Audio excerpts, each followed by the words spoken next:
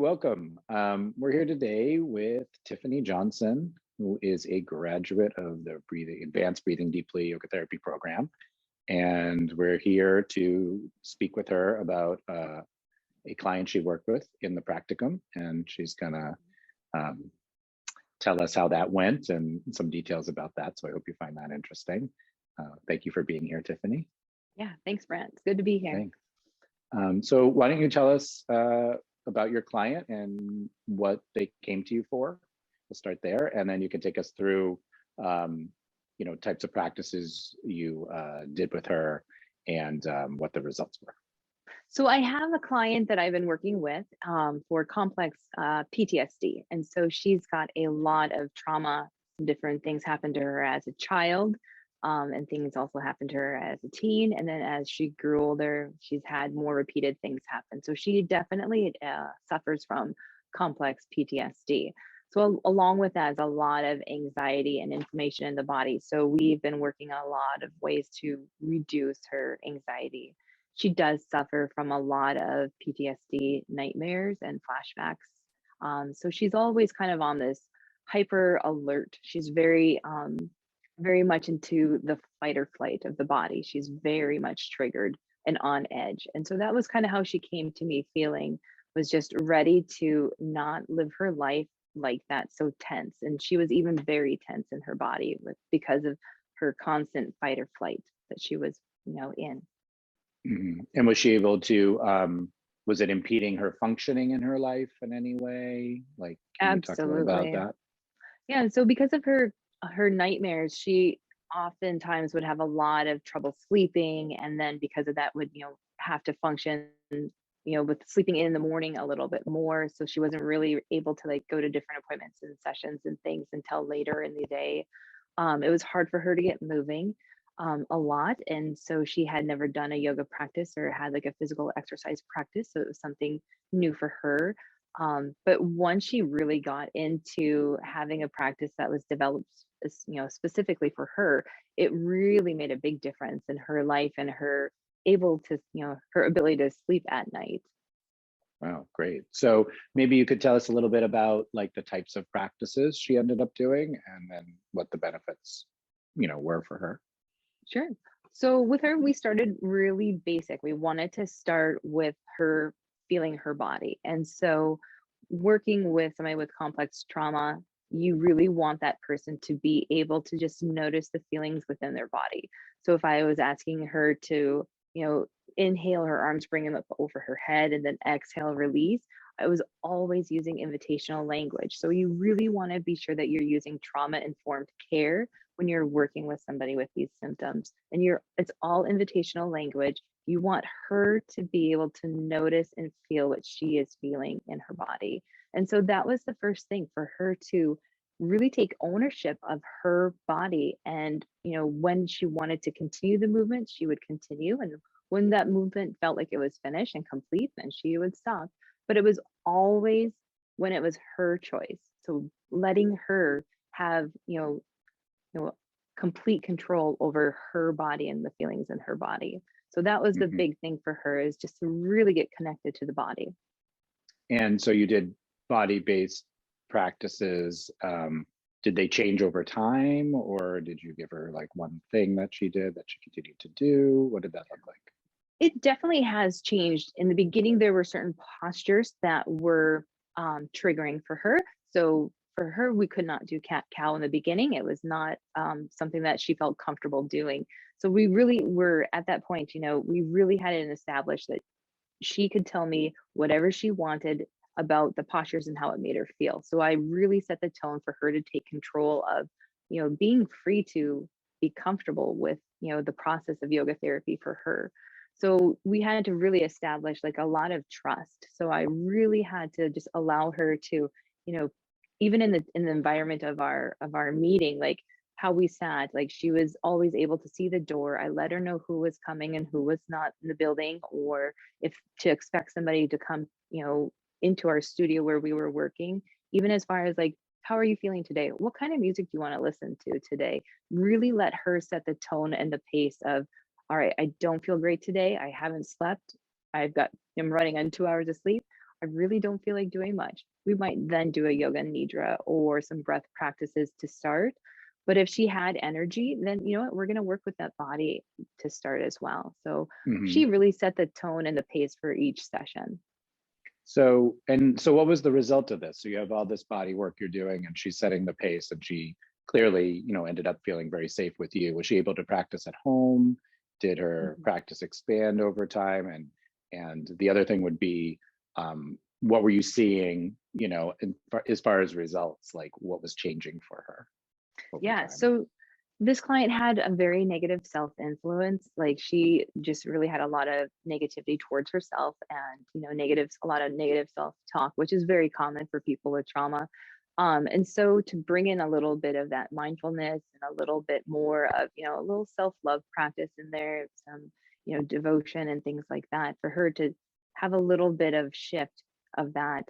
So to help her with that negative self-talk, we did a lot of chanting, and she would tell me like the chanting really grounded her and it really made her just kind of feel like her heart was almost like resonating and she could feel that in her practice. And she said that I gave her a little tip one time that she didn't feel like she could chant at home just because of the situation with the people that she lived with. So that made her Hmm. feel uncomfortable. So I told her just chant in the car, do a couple rounds of ohms every time you hit a red light. So she said she's been doing that. So she really is the one driving around town ohming at the red lights. So is that what her practice ended up looking like, or did she also have like an asana practice at home? Like what did that kind of, what was her Yeah. sort of tasks she did every week to help herself? Her practice started out really slow, just a couple postures and some breath work, and then a piece of surrender, and just kind of like a little bit of a mantra, just to kind of bring a little bit of the healing into the heart. And then her practice more evolved into um, practices that would target different things. So she really needed to establish a routine in the morning to kind of loosen up her joints and get her going. Because, if she has a nightmare, she's really stiff in the morning. And so it might Mm. take her a little bit of while to maybe do some joint freeing series type movements or, asana with moving and breathing just to kind of get her open and able to go through the day. And then her evening practice, what we found really worked for her and her, PTSD nightmares was to really set the tone before she went to bed. So she would do some ujjayi breath and she would look at a beach visualization. She really is a person that loves the ocean. Unfortunately, we are in a landlocked state. So so having like, a scene on her computer before she went to bed of the ocean and hearing the ocean and seeing a sunset over the waves and then having a ujjayi breath really kind of brought her into a space where she felt calm and relaxed and comfortable enough to then go to sleep. And sometimes she would incorporate a yoga nidra practice, a 5 kosha nidra, that has, it's kind of selective. There's some different things taken out of that. There's no pelvic work. There was no hip work involved in that 5 kosha. So there weren't any triggering words for her. So she would, relax with that as well. So you found a way for her to basically meditate in a way that like she could Yeah. do, and so from all that, because I know it worked pretty well for her. Can you talk a little bit about, like, did she have less nightmares? Was she able to do things she wasn't able to do before? Like, how did it kind of end in terms of that part of it? Yeah. And so continuing with the nightmares, we found some practices and techniques that would help her, de-escalate her hyperactivity in the body if she woke up from a terror, a night terror. She would also then, put on some music that made her feel wonderful and safe. And for her, that was I think it's the Korean band, I think it's BTS. She Okay. would put on that and like just that would make her just feel happy and safe and just help her to regulate. And then she would do a couple practices, some breathing practices, like maybe some stair step breath as well. And then she would be able to normally go back to sleep then. And so her And that was reduction new of for her? nightmares, yeah, so that was very Okay. new for her, is to find something that once she wakes up, like, so she wasn't like stressed in the body and hyper alert for the rest of the evening so that she could finally go back to sleep, usually after doing about a 10-15 minute practice. So what I'm hearing is she still had the nightmares, but she developed tools so that like she wouldn't lose the sleep after the nightmare like she had for years. right? Yeah, yeah, Um, and absolutely. And then, now she's sleeping much better. So her nightmares have really reduced now that she has techniques and things in place for before and after the nightmares. great. You know, when we were talking before this interview, you also reminded me, because we were working together, of the fact that she was having some pretty like big behaviors, right, out in public and stuff. To maybe you could just talk a little bit about that and how those might have changed. Yeah, there was a lot of times that she would be in public and things would happen to her, like almost like she felt like she was targeted. And the different things were happening, and it was always just something for her to like kind of not go into the public ready to be reactive, I think, really helped her. And so through the practices of really regulating and grounding the body and just kind of resetting that nervous system for her made a big shift so that she can, now move around and just not feel like a target or like she's going to be a target. And now she feels empowered enough where she is in a spot where she has now turned and is helping other women. So it's really become Oh, this wow. 180 that I really have been so happy and proud to be a part of, and just to see her really like shine. She's also an author and she's been publishing books. And so but she really did start this nonprofit that helps survivors, and it's a local grassroots thing in our town, and it's really been something phenomenal to see her do and create. Wow, lovely.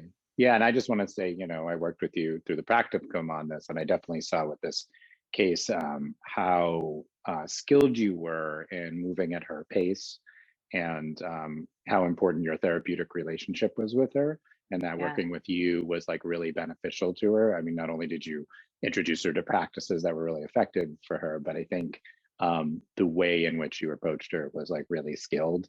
And yeah, you know, on a personal note, you know, you're a very easy person to be around. And I think, you know, for people with trauma, you know, you would be, you know, working with their own trauma, I think you'd be an excellent choice, you know, for someone to work with, and to feel secure that they were going to walk into a session with somebody who understood, you know, what they were going through, and could be safe. So you really did a thanks. great job. And, you know, as always, seeing a client like do so well, you know, comparatively over a period of time is, you know, it's gratifying for both of us. I guess I'll say for both of us. Yeah, exactly. So excellent work with her. Um, is there anything you might be able to say about utilizing like the breathing deeply work or the practicum that was helpful in terms of working with her? Yeah, absolutely. So one thing that I really felt was so beneficial with the Breathing Deeply program is you not only are looking at the person through the five koshic lens, how are they on different levels of the body, but you're also taking a look at them, doshically as well. So this person was Pitta, so I had to think about practices that would work for her as well. So it was kind of nice. We could, if she had different things going on, we could kind of bounce around to different five koshic methods or different things looking at her doshically that would kind of help to balance and ground her out. Hmm. And so you felt like you had the tools you needed to do this work, because this is a pretty complex case. Like, you did an excellent job, and this was not easy. Clearly, in a few minutes, No, we didn't do all the details, but this is somebody who was really suffering. yeah, So I'm glad you had enough tools yeah, as a yeah. teacher to go in and do that. Well, and I think right now for her, like she knows that she has things that she can use to pull out from her toolkit. And for me to like know that she knows these different strategies that can help her, for her to know how to self-regulate, that's the biggest success for me. Because I really wanted her to feel empowered enough to know and regulate her own systems. And she's there, like she has 3 different breaths dealing with stress. So like in it, different graduated levels of stress, she'll just use a different method. So she's got that down, and like just to see her thriving is just phenomenal. Awesome. Well, you did an excellent job. I'm super proud that you're graduated and one of our advanced yoga therapists, and you did great work with her. So I appreciate you and the work you've Mm. done. So thank you so much, Tiffany. Thank you, Brandt. I appreciate you and all your teaching. It's been wonderful.